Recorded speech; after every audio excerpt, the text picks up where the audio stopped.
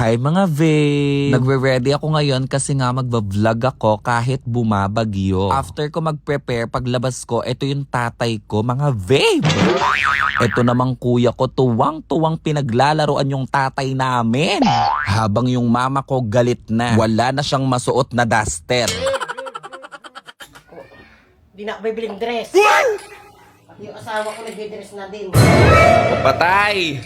Nakakainis ha. Dati yung mama ko lang yung kaagaw ko sa mga duster. Pati ba naman tatay ko, kaagaw ko na din ngayon. Ginagawa namang laruan ang Fujidenso appliances.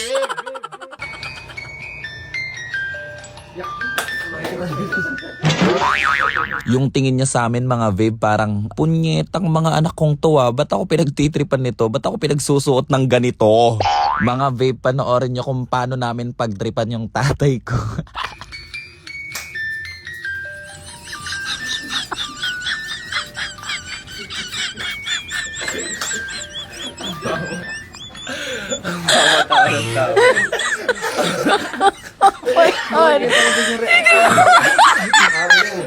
Ginagawa ng katarantaduhan ng tatay. Walang anak na babae ang mama ko. O, ayan, pati asawa mo naging babae na din. You told me that you love me if I ever change. Welcome me into your arms again. Bumabagyo na. Hi mga babe, dahil bumabagyo, hindi muna tayo pwedeng umalis. Dito muna tayo sa bundok ngayon. Di ba last time bumili ako ng drone? Hindi ko pa siya nagagamit simula nung binili ko. Ayan. Itatry natin siya ngayon mga babe. Kaso umuulan pero itatry pa rin natin. Baka naman tumila maya-maya. Ang ulan-ulan, keep safe everyone ha. Huwag kayong palabas-labas ha.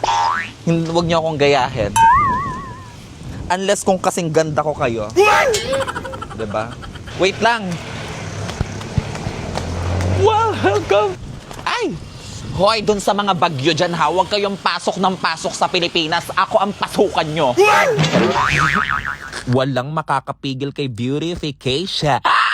Unless ikaw yung jowa ko.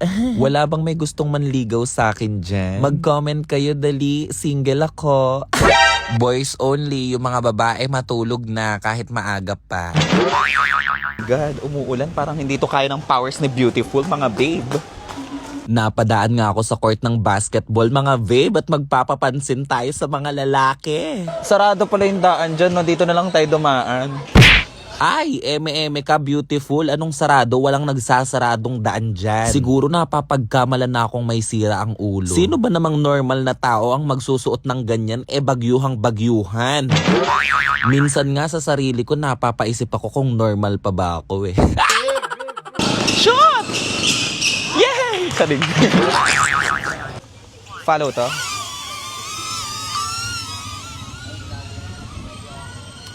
Hi! Paano to? Paano ko to mapapataas? Pwede pa bang itaas yan? Bale, inaaral ko pa siya kung paano gamitin mga babe kasi hindi pa sanay si Beautiful. Ganito yung quality niya mga babe. Hindi pa talaga ako sanay kung paano siya gamitin. Salamat pala kay Rachel sa nagbigay ng ating drone. Try natin. Ayan.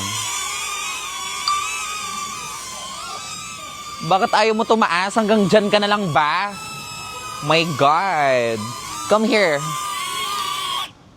Oh.